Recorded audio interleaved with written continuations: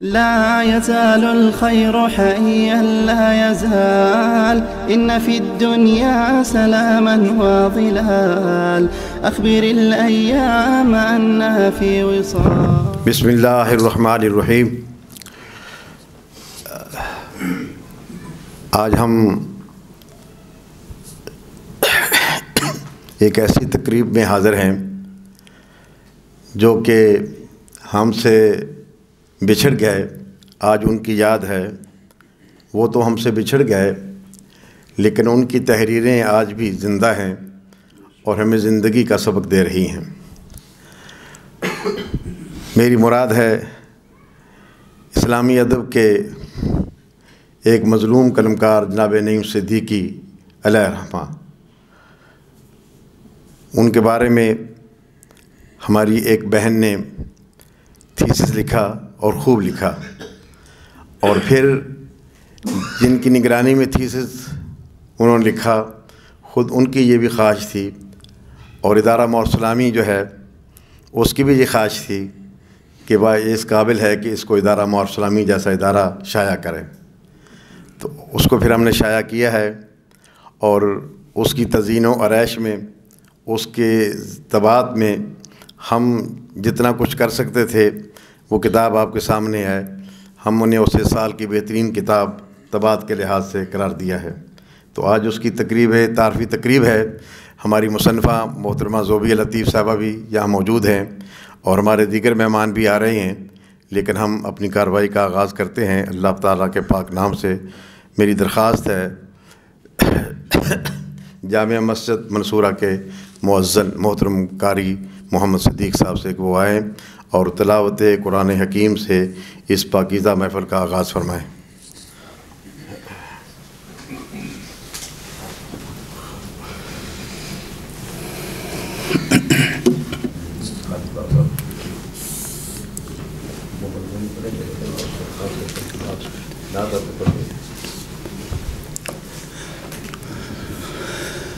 اعوذ باللہ من الشیطان الرجیم،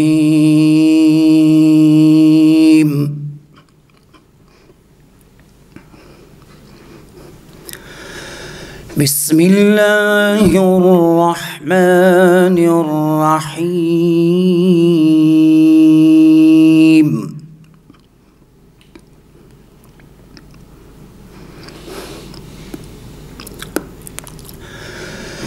اقم الصلاة لدلوك الشمس إلى غسق الليل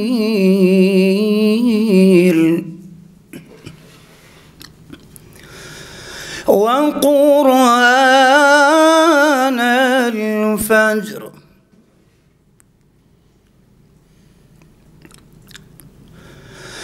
إن قرآن الفجر كان مشهودا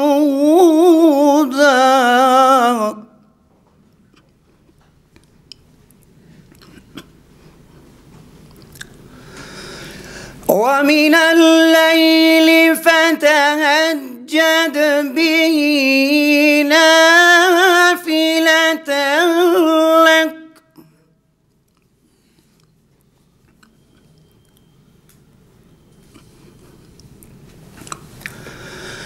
عسى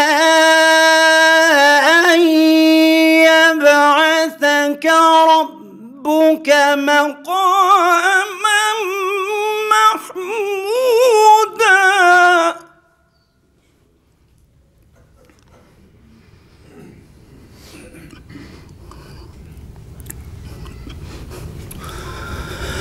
وقل رب أدخلني مدخل صدق وأخرجني مخرج صدق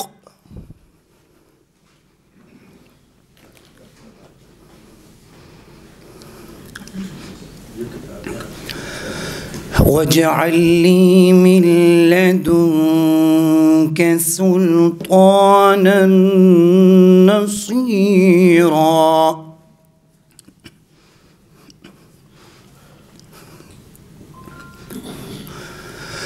وقل جاء الحق وزهق الباطل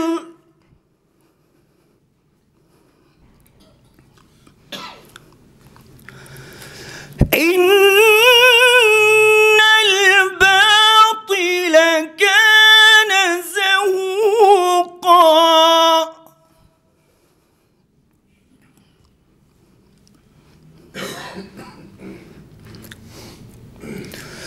وننزل من القرآن ما هو شفاء ورحمة للمؤمنين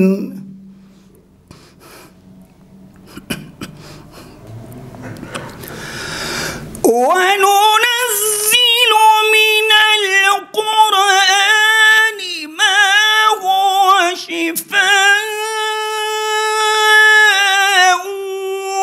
ورحمة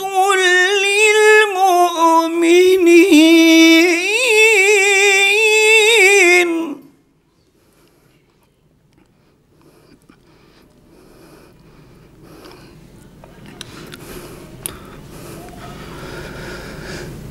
ولا يزيد الظالمين إلا خسارا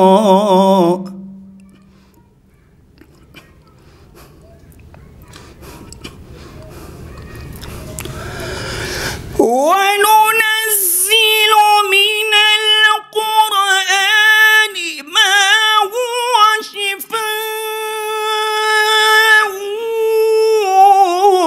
ورحمة للمؤمنين